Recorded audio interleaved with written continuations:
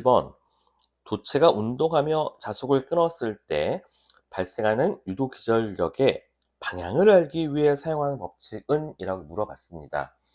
그러면 이 방향을 알아내기 위해서 우리가 사용해야 되는 건 플레밍의 오른손의 법칙이죠.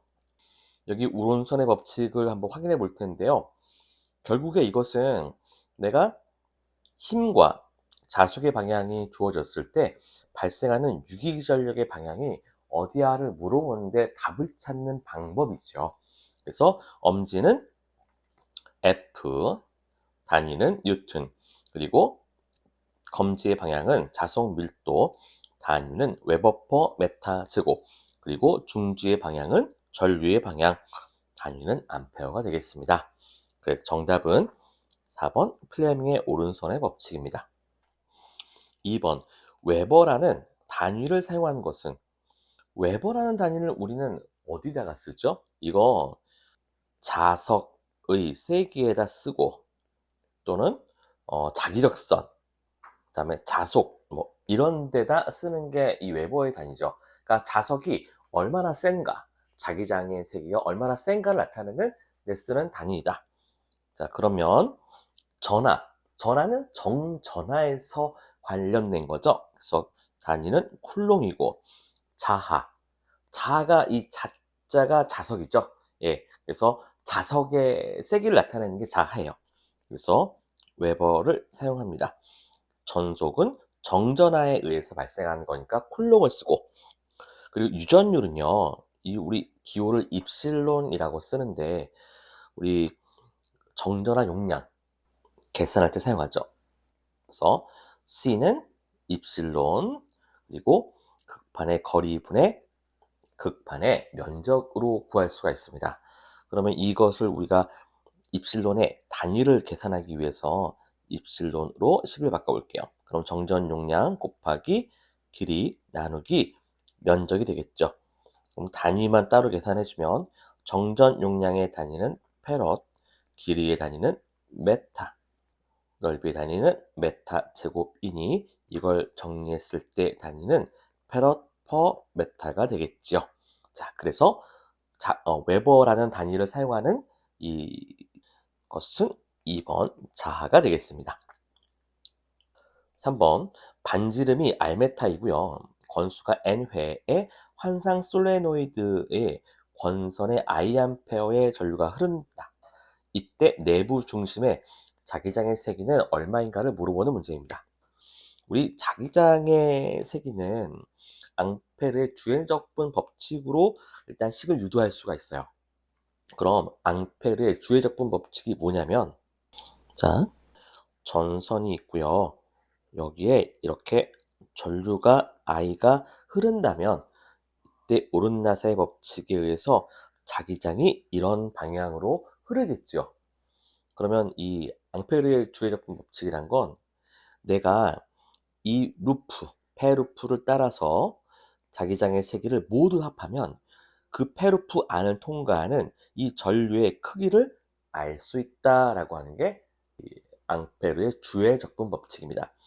이걸 간단하게 이 식으로 쓰면 일단은, 자, 이렇게 해서 기준 방향 벡터에서 흘러가는 전류 이렇게 구해요. 그런데 이 식이 적분이다 보니까 좀 어려워 보이죠? 그래서 간단하게 그냥 우리는 이 길이를 곱하면 돼요. 자기장의 세기. 그래서 자기장의 세기 곱하기 이 페루프의 길이. 만약에 페루프가 중앙으로부터 거리 r만큼 떨어진 곳에서의 자기장의 세기를 구하는 거라면 이 바이 r 하고 이게 전류 I가 된다. 그래서 내가 궁금한 건 자기장의 세기이니까 이 바이 r 분의 I로 구할 수 있습니다. 자, 그런데요, 여기서 이런 직선이 아니라 뭐라고 했냐면요, 환상 솔레노이드라고 합니다. 환상 솔레노이드는요, 이거 그냥 도너츠예요. 이런 도너츠입니다. 그럼 이 도너츠에 지금 권선이 감겨 있는 거예요. 이런 식으로. 그러면 권선이 이렇게 감겨 있다고 한다면 이 권선에 전류가 흘렀을 때 자기장이 발생하겠죠. 그럼 자기장은 어떤 식으로 지금 흘러가냐면 이 통로 안은 이렇게 발생하고 있어요. 이 통로 안에 이 파란색 모양의 자기장의 세기가 얼마인지를 구하라는 겁니다. 그럼 여기에다가 앙페르의 주의적분 법칙을 계산해 볼게요. 그러면 이 페루프의 길이를 계산하면 됩니다. 길이는 만약 중앙으로부터 여기까지의 거리가 R이라고 한다면 이때 이 파란색 이 페루프의 길이는 2파이 R이 되겠죠? 그리고 이때 자기장의 세기를 H라고 한다면 이 페루프 안을 통과하는 전류의 양은 권선이 여러 번 n번 감겼으니까, 그리고 전류가 I가 흐른다면 여기는 NI가 되겠죠. 그랬을 때 자기장의 세기는 2파이 R분의 NI가 된다. 이렇게 우리가 계산할 수가 있습니다. 그럼 정답은 2번이 되겠죠. 4번, 전압 변동이 작고 자여자여서 다른 전원을 필요로 하지 않으며 계좌 저항기를 이용한 전압 조정이 가능하고 전기화학용, 전지 충전용 발전기로 가장 적합한 발전기는 무엇인지 물어봤습니다. 여기 몇 가지 답이 나와 있는데요. 일단 회로도를 보면서 한번 생각해 볼게요. 회로도를 보셨을 텐데요. 지금 타여자 발전기도 그려져 있는데 일단 자여자라고 하니 타여자는 정답이 될 수 없겠죠. 나머지 분권하고 직권만 먼저 살펴볼게요. 이 중에 전압 변동률이 작은 건 과연 무엇일까요? 분권일까요? 아니면 직권일까요? 이걸 조금만 생각해 보면 쉽게 알 수 있어요. 암기하지 않고 다 알 수 있습니다. 자, 어떻게 하냐면, 자, 우리 유기기전력식을 볼게요. 유기기전력식을 보니 A분의 PZ, 이거는 상수야. 그죠? 변함이 없죠. 그리고 60도 상수고, 그리고 N은 이 발전기 속도를 나타내는 건데, 특별한 말이 없으니까 얘는 지금 전격 속도로 회전 중인 거예요. 그렇다면 발생하는 유기기전력에 가장 큰 영향을 미칠 수 있는 건 뭐예요? 자속이죠. 그럼 자속을 일정하게 유지시키는데 어려움이 있는 곳이 어딘지를 살펴보면 뭔가 답을 얻을 수 있을 거예요. 자, 그럼 살펴볼게요. 자, 분권 발전기 같은 경우는 지금 출력단 여기 있죠. 출력단 여기 있는데 내가 만약에 발전기를 샀어. 그런데 발생되는 전압은 가능한 한 어때야 돼요? 일정해야 돼요? 변동돼도 돼요? 가능한 일정하게 만들어 놨겠죠. 그게 발전기죠. 그러니까 여기 전압은 어쨌거나 지금 항상 일정할 거예요. 그러면 여기 전압이 일정하면 여기 전압도 일정해야 되죠. 그럼 여기로 흘러가는 전류 일정하다고 볼 수 있죠. 그럼 전류가 일정하니까 여기 자속은 어때요? 일정하다고 볼 수 있죠. 물론 여기에 이제 계좌 회로가 있어가지고 조절해서 우리가 의도적으로 우리 목적에 맞게 이걸 움직일 수 있겠죠. 하지만 그게 아니라면 여기는 되게 지금 안정한 전류가 흐르고 있다. 안정한 자석이 나오고 있다. 그러니 발생되는 유기기전력도 되게 변함이 없다. 거의 변함이 없다. 라고 보면 되겠죠. 이에 반해서 직권 발전기 생각해 볼게요. 직권 발전기도 당연히 여기도 출력되는 전압은 일정할 겁니다. 하지만 여기 부하에 따라서요. 당연히 부하 전류가 달라지겠죠. 그럼 부하 전류가 달라지면 여기는 구조상 계좌 전류에 영향이 직접 있어요. 계좌 전류가 부하에 따라 바뀌어요. 그러면 발생되는 자석도 변동이 있으니까 아무래도 그 발생되는 전압은 변동이 심하겠죠. 그런 측면을 생각해 봤을 때 분권 발전기가 가장 안정한 전압을 내보낸다고 볼 수 있겠습니다. 그래서 정답은 직류 분권 발전기가 되겠습니다. 5번, 반지름 50cm고요. 권수가 20회인 원형 코일에 10A의 전류가 흐르면 코일 중심의 자기장의 세기는 얼마인가를 물어보는 문제입니다. 이건요, 그냥 식을 하나 외우셔서 푸시면 좋아요. 자, 지금 코일을 감았어요, 이렇게. 그런데 이 감은 수가 몇 번? 20회 감았다. 그리고 여기에 현재 10A 전류 흐르고 있다. 그런데 나는 이 중심에서의 자기장의 세기를 구하고 싶다. 중심과 이 코일 간의 거리는 0.5m이다. 자, 그러면 이 식은요, 구하는 식은 H는 2R분의 NI입니다. 그럼 N은 지금 20회 곱하기 10A 2 곱하기 0.5 하니까 결국 200A 턴 퍼 메타가 되겠습니다. 정답은 2번이 되겠습니다. 6번 동기발전기의 병렬 운전 중 기전력에 위상차가 발생 시 나타나는 현상은, 그러니까 어떠한 전류가 흐르는가를 물어보는 문제죠. 이거 정답은 이거 동기화 전류가 발생하는 건데요. 이거 뭐 기전력 차이, 주파수 차이, 파형 차이, 위상 차이, 이거에 따라 답이 뭔가 달라요. 흐르는 게 달라요. 이거 한번 기준을 한번 만들어 봤습니다. 자, 요 기준만 가지면 우리 쉽게 이걸 해결할 수 있어요. 파형의 4개가 보이시죠? 오른쪽에 있는 거 먼저 보겠습니다. 자, 크기 차가 나온 거 보시면 검은색 그래프하고 지금 빨간색 그래프하고 이게 서로 간에 차이가 발생하는 그래프예요. 파형의 크기의 차. 그리고 우리 파형의 차이라고 하면 어떤 걸 말하냐면 순간적으로 이게 지글지글한 애 있잖아요. 빨간색. 얘하고 뒤에 깔끔한 정연파하고 지금 약간 모양 차이가 있어요. 이런 경우. 근데 이런 경우는 특징이 뭐냐면 서로 위상은 잘 맞아요. 그러니까 위상이 정확하게 들어맞는 경우, 그런 경우에 이제 발생하는 이제 차이에 의한 전류는 무효 순환 전류입니다. 자, 그러면 이걸 바꾸면, 반대하면 위상차가 맞지 않는 거잖아요. 나머지는. 맞아요. 위상차가 맞지 않는 게 포함되어 있으면이에요. 그래서 요 그림을 보시면 검은색 파형하고요, 빨간색 파형하고 위상차가 다르죠. 항상 달라, 얘는. 그 다음에 밑에 있는 건 주파수 차이라고 하는데요. 주파수 차이는 서로 위상이 동일한 경우도 있어 보여요. 하지만 나머지는 위상이 동일하지 않은 부분들이 있습니다. 그러니까 위상이 동일하지 않는 부분이 있을 경우에는 흐르는 전류는 무슨 전류다? 동기화 전류다. 이렇게 기억을 하시면 우리가 그래, 위상이 서로 완벽히 동일할 때, 그리고 일부 동일하지 않는 게 포함되어 있을 때 이렇게 구분해서 무효 전류와 그 다음에 동기화 전류로 구분해서 기억하면 이 문제는 해결할 수 있을 겁니다. 자, 7번 1차 전압이 3300V, 2차 전압이 110V인 변압기의 건수비는 얼마인가? 네, 건수비 알파는 V2분의 V1 하면 되겠죠. V2는 110V이고 V1은 3300V. 이거 계산하면 30이 되겠습니다. 정답은 3번. 8번 변류기를 개방할 경우 이 차측을 단락하는 이유는 무엇일까요? 이거 우리 국어적인 실력으로 문제를 풀 수도 있어요. 한번 생각해 보세요. 단락한대요. 단락은, 그러니까 이거 뭐가 문제가 있으니까 단락을 시켜야 된다는 거겠죠. 그럼 단락을 시킨다는 건 결국에 0볼트로 만들다라는 의도가 있는 거죠.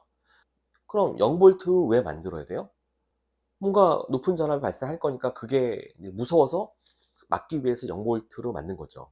그럼 고전압이 생겼을 경우에는 뭐가 문제가 발생할까요? 절연 파괴가 일어나겠죠. 그래서 정답은 3번입니다. 2차 측 절연을 보호하기 위해서 이 2차 측, 변류기의 2차 측을 단락시켜야 돼요. 이제 일단 우리 국어적인 실력으로 이렇게 풀어도 되고, 이제 실제적으로 어떤지 한번 설명을 좀 드릴게요.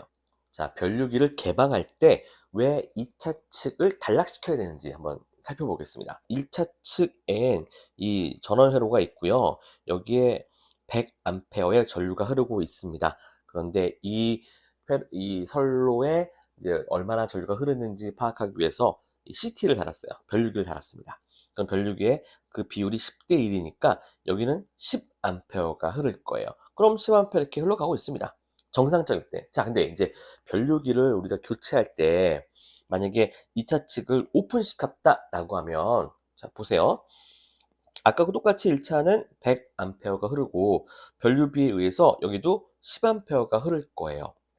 그럼 여기에 10A가 흐르면 ohm의 법칙에 의해서 V는 IR이잖아요. 근데 전류는 10A인데 지금 저항값은 얼마가 됐어요? 여긴 끊어졌으니까 정한값이 무한대가 되겠죠. 그래서 무한대가 곱해지니까요. 여기 사이에 발생하는 전압이요. 무한대로 치솟아 올라간다. 그래서 이 전압을 우리가 올라가지 않도록 막아주기 위해서는 여기 이렇게 단락을 시켜야 한다. 그래서 0V로 만들 수 있다. 이렇게 이해하시면 되겠습니다.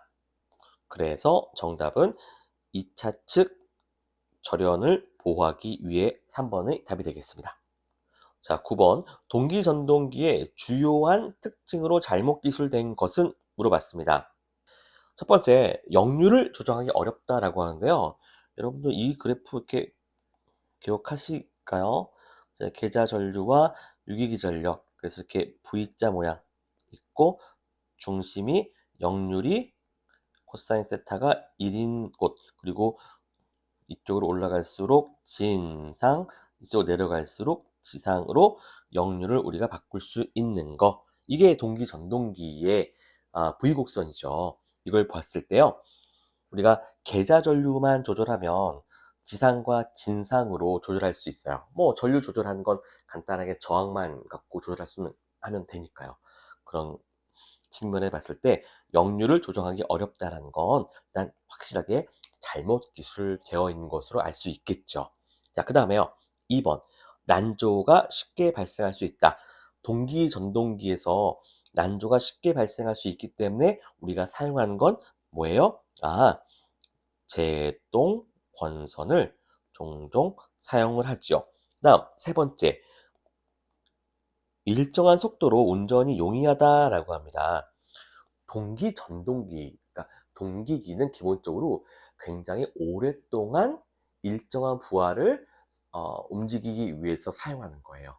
자, 그러니까 당연히 뭐 일정한 속도로 운전이 용이하다라는 말이 맞겠죠. 자, 그리고 4번, 공극이 넓음으로 기계적으로 튼튼하다고 합니다. 일정한 속도로 오랫동안 운전해야 돼요. 자, 그러면 발생되는 열은 효과적으로 발산이 돼야 되겠죠. 그러기 위해서는 공극이 어떠해야 될까요? 넓어야 되겠죠. 네, 넓어야 돼요. 네. 그리고 이 공극이 넓고 공간이 있다 보니까 기계적으로 훨씬 더 튼튼하다. 오히려 좁고 그러면은 어떤 마찰이나 어떤 흔들림에 의해서 큰 문제가 발생할 수 있는데 그렇지 않다는 거죠. 그러므로 정답은 1번이 정답이 되겠습니다. 자, 10번. 동기기의 전기자 건선법에 해당하는 것을 찾는 건데요. 전기자 건선법에는 여러 가지가 있어요. 그런데 여기서는 동기기라는 이 기계를 효과적으로 우리가 사용하기 위해서 필요한 건선법이 무엇이냐는 거예요. 자, 그런 층을 봤을 때 정리하는 거 한번 보시죠. 사용하는 건선법 하고요. 사용하지 않는 건선법을 구별해 놨어요. 그리고 오른쪽에는 그 이유, 왜 이것 때문에 왜 그걸 선택해야 되는지에 대한 이유가 적혀 있고요. 집중권하고요, 분포권이라는 게 있는데, 그러니까 권선을 우리가 배치시킬 때 집중적으로 한 곳에 몰아서 넣을 거니 아니면 가능한 한 여러 군데 펼쳐서 놓을 거니라는 이거예요. 그러면 우리가 아무래도 펼쳐진 곳이 전압이 순서대로 발생하겠죠. 그렇다 보니까 전압이 갑작스럽게 올라갈 때 발생하는 이 고조파들이 덜해요. 고조파를 없애야 돼요. 그런 측면에 보면 당연히 분포권이 전압이 스무스하게 올라가니까 이게 더 좋겠죠. 고조파가 여기에 포함이 덜 되겠죠. 똑같은 겁니다. 또 그다음에 전절권하고 단절권도요. 이 단절권이 전압이 발생하는 순서가 이렇게 한꺼번에 올라가지 않고 여러 군데 분산돼서 순차적으로 전압이 발생을 해요. 그렇다 보니 여기도 고조파가 덜 쌓일 수 있게 할 수 있다. 그래서 단절권을 쓰고요. 그 다음에 1층권과 2층권에 대한 얘기는 그러니까 슬롯 하나에 도치 하나 넣는 것보다 2개 넣는 게 더 효율적이잖아요. 그렇기 때문에 2층권을 쓴다는 거고, 그리고 팟권과 중권 중에요. 큰 힘을 내야 돼요. 그러면은 큰 전류가 필요하거든요. 그럼 큰 전류를 만들 수 있는 건 직렬회로일까요? 병렬회로일까요? 당연히 큰 전류는 우리 병렬회로에서 만들어낼 수 있죠. 그렇기 때문에 자, 중권을 사용한다. 자, 이런 측면에 봤을 때 사용하지 않는 건 1층권 사용 안 해요. 집중권 사용 안 하고요. 전자활권도 사용 안 합니다. 그럼 나머지 중권 사용한다고 보면 되겠습니다. 자, 11번. 전동기 제어 회로에서요, 모터 M에 흐르는 전류 방향으로 바르게 설명한 것은 묻는 문제입니다. 단, 전동기의 역률은 1이고요. 사이리스터의 점호각은 0이라고 본다. 그래서 이 사이리스터의 점호각이 0이라는 말은요, 여기 각각 사용된 이 사이리스터가 이거 그냥 뭐야? 다이오드하고 똑같다. 이렇게 보시면 됩니다. 처음에 교류 전원이니까요. 한 번은 이렇게 극성이 결정될 때가 있겠죠. 그러면은 전류는 이렇게 해서 이 방향으로 이렇게 해서 이렇게 흘러가고, 또 반주기가 지나고 나서는 극성이 이렇게 바뀌겠죠. 그럼 전류는 이렇게 해서 이 방향으로 흘러갈 겁니다. 자, 그러면 우리 모터에 흘러가는 전류의 방향을 보니까 항상 어때요? 1번에서 2번으로 흘러가고 있죠. 그래서 정답은 1번이 되겠습니다. 자, 10번.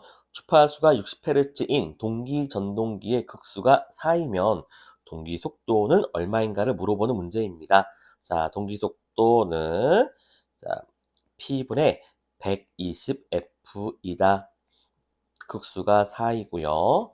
120 그대로고 주파수가 60이면 계산하면 1800 RPM이다. 이렇게 구하면 3번이 답이 되겠습니다. 자, 11번. 입력되는 펄스 신호에 따라 속도가 조절되는 전동기가 무엇인지를 물어보는 겁니다. 자, 이거는요, 스태핑 전동기고요. 여기 그림을 볼게요. 코일이 여러 개 감겨 있죠. 그러면은 여기에 펄스가 들어가면요, 그 펄스가 순서대로 이제 코일을 온 시켰다고 보시면 돼요. 그래서 지금 펄스가 하나 들어가면 이 코일이 온 되고, 그 다음 펄스가 들어가면 얘는 꺼지고, 예를 들어 얘가 켜지고, 이런 식으로. 그러면은 이런 식으로 돌아가면서 순서적으로 코일이 온 되니까 이 속에 있는 자석이 그걸 따라서 돌아가는 것. 이게 바로 스태핑 모터죠. 이거의 장점은 이제 각도를 정확하게 조절할 수 있겠지만, 다가 흔들리는 좀 진동이 심하겠죠. 이런 걸 스태핑 모터라고 한다. 단상 변압기 2대를 이용한 V 결선의 특징으로 옳지 않은 것을 찾으랍니다. 자, 변압기의 이용률은요, 우리 VV 결선은 할 때는 이 변압기 이용률 쉽게 찾는 법이 있어요. 이게 86.6인지 57. 그건지 헷갈리시거든요. 그럼 답은 여기 있습니다. 0.8이 답이 있기 때문에 변압기 이용률은 86.6% 맞고요. 부하 측에 여전히 삼상 전압을 공급한다라고 하는데요.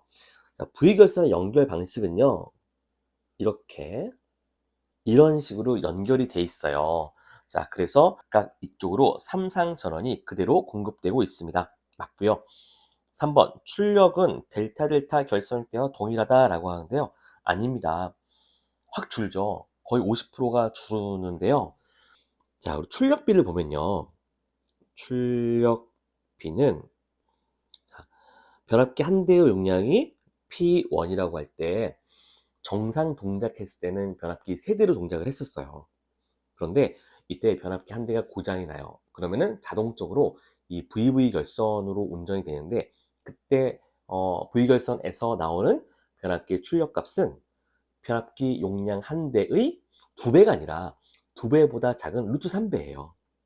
루트 3배 변압기 한 대에, 그러면 소거하고 이거 계산해주면요 0.57 정도 나와요.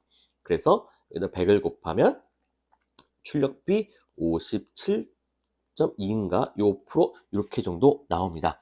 그러니 출력은 델타 델타 결선일 때와 동일하진 않죠. 네.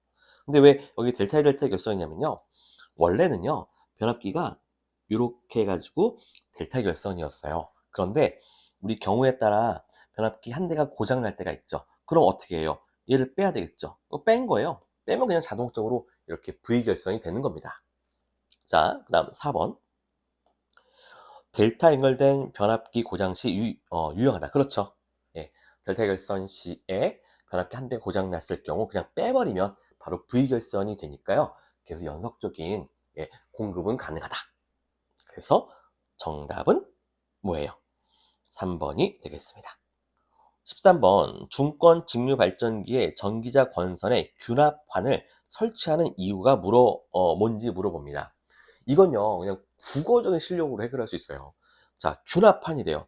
균합환. 균합환이란 건 무슨 뜻일까요? 전압이 균등하게 만드는 고리란 의미가 있겠죠. 그럼 이게 어디에 필요하겠어요? 당연히 전압이 균일하지 않은 곳에 필요하겠죠. 그럼 어느 곳이 전압이 균일하지 않겠어요? 당연히 회로가 병렬적으로 연결되어 있는 곳에 뭔가 변화가 조금 생기면 당연히 거기에서 전압차가 쉽게 발생할 수 있겠죠. 그거를 해결하기 위한 게 바로 균합판이다. 그런 이제 논리를 갖고 있으면 전기자 병렬 회로의 전압 불일치를 해결하기 위해라는 답에다가 우리는 찍을 수가 있습니다. 답은 1번. 변압기의 자속에 관한 설명 중 옳은 것은 입니다. 자, 이거 우리 변압기의 유기기전력에 대한 식 한번 써볼게요. 유기전력 2는 4.44 곱하기 주파수, 그 다음에 권선수, 그 다음에 최대 자속 밀도, 이렇게 식이 있습니다. 근데 자속에 대한 물음이니까요, 식을 좀 이렇게 바꿔볼게요. 이렇게 놓고 4.44 주파수 n. 그러면 이 식을 보면 결국 자속과 유기기전력은 비례하고 주파수와는 반비례하죠. 그럼 그렇게 되어 있는 건 4번이 되겠습니다. 자, 15번. 승합 시 사용하는 변압기의 결선 방식이 무엇인지 물어봤어요. 이 그림을 보면서 우리가 생각할 수 있는데요. 자, 만약 여기에 V라는 사람이 들어왔습니다. 그리고 이 변압기하고 이 변압기의 건수비는 1대1이에요. 그럼 여기에 걸린 전압이 그대로 여기에다 전달된다는 겁니다. 이런 조건에서 여기에 V라는 전압이 들어왔어요. 그러면은 당연히 여기에 상전압도 V가 될 테고, 그럼 이 전압이 그대로 여기 상전압으로 V가 되겠습니다. 그런데 이제 Y결선에선 상전압과 성간전압의 차이가 루트 3배가 있죠. 그래서 여기는 얼마가 떠요? 루트 3배가 된 V보다 요 전압이 뜨겠죠. 그런 측면을 봤을 때 입력되는 지금 전압이 V가 들어왔는데 출력되는 건 루트 3V예요. 예, 승합이 됐죠. 그래서 승합용으로는 뭐예요? 델타 결선, Y 결선 연결된 걸 찾으시면 되겠습니다. 그래서 정답은 4번이 되겠죠. 자, 16번입니다. 다음 중 전력 제어용 반도체 소자가 아닌 거를 찾으랍니다. 전력 제어라는 거는 결국 뭐예요? 전류를 끊었다가 붙였다가 할 수 있는 능력이 있느냐, 그게 주된 용도냐, 그걸 물어보는 거겠죠. 자, 그런 측면에서 일단 2번 LED는 전력용이 아니라 이거는 이제 디스플레이용 이 소자죠. 나머지는 전력용 반도체 소자가 맞습니다. 자, 트랜지스터 전류를 끊었다가 붙였다가 할 수가 있죠. 그리고 다이약은요, 이거 다이오드 두 개를 이렇게 연결해 둔 거예요. 이것도 전류의 흐름을 우리가 조절할 수 있는 것이고, 그리고 IGBT 이건요, 여기에 T는요, 이거 트랜지스터예요. 그러니까 트랜지스터가 되니까 마찬가지입니다. 이것도 전류를 끊었다가 흘렸다가 할 수 있는 능력이 있는 것이다. 그래서 정답은 2번 LED가 되겠습니다. 자, 17번. 가장 토크가 큰 단상 유도 전동기의 기동법은 무엇인가? 라고 하는데요. 이것은 1번 반발 기동형이에요. 그렇다면 왜 반발 기동형이 가장 큰 토크를 만들어낼까요? 그건요, 반발 기동형이, 이 반발이란 게 자속에 대한 반발이란 뜻이에요. 뭐에 대한 반발이라고요? 이거 자속에 대한 반발이다. 그런데 자속에는 뭐가 영향을 미치냐면 이거 부하에 대한 영향을 받아요. 즉 부하가 우리가 많아지면 어때요? 부하율이 커지죠. 그럼 그 전류가 이 자속에 영향을 미쳐가지고요, 더 큰 자속을 만들어내요. 그렇다 보니까 이게 가장 큰 토크를 만들어낸다. 그리고 또 반발 기동형 같은 경우는 구조가 굉장히 간단하대요. 더 간단하다 보니까 그 특징대로 이 큰 토크를 만들어낼 수 있다라고 합니다. 그래서 정답은 1번이 되겠습니다. 18번. 전류에 의한 자기장과 직접적으로 관련이 없는 것은, 자, 일단 2번을 볼게요. 주외적분 법칙은요. 우리가 전류가 흘러갈 때 그 주변의 자기장의 세기를 모두 합치면 그 안을 흘러가는 전류의 세기를 알 수 있어. 그래서 자기장의 세기와 굉장히 밀접한 법칙이죠.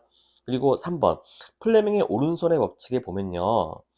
우리 FBI가 나오죠.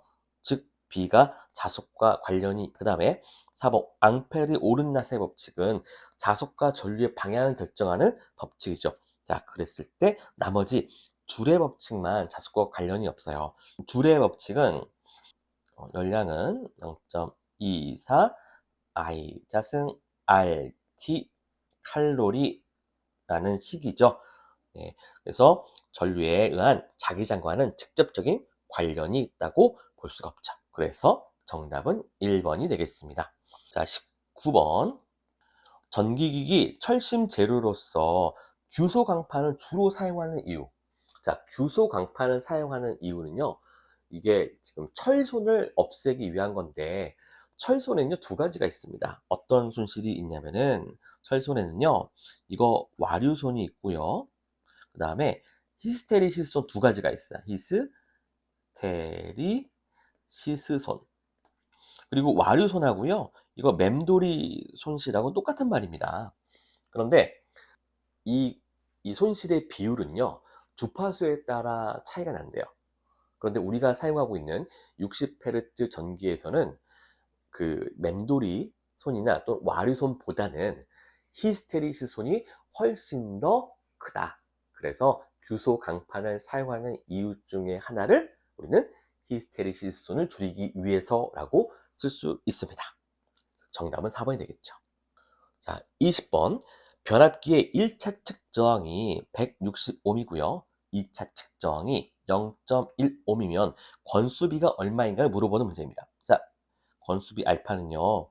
보통 N2분의 N1 또 V2분의 V1 또 I1분의 I2라고 쓰기도 하지만 우리 2차 측, 1차 측 임피던스 요 비율로도 우리가 쓰기도 해요. 그럼 이걸 이용한다면 1차 측이 160이고 2차 측이 0.1 루트 씌우면 이거 결국 40이 나오죠. 그래서 권수비는 40, 즉 정답은 3번이 되겠습니다.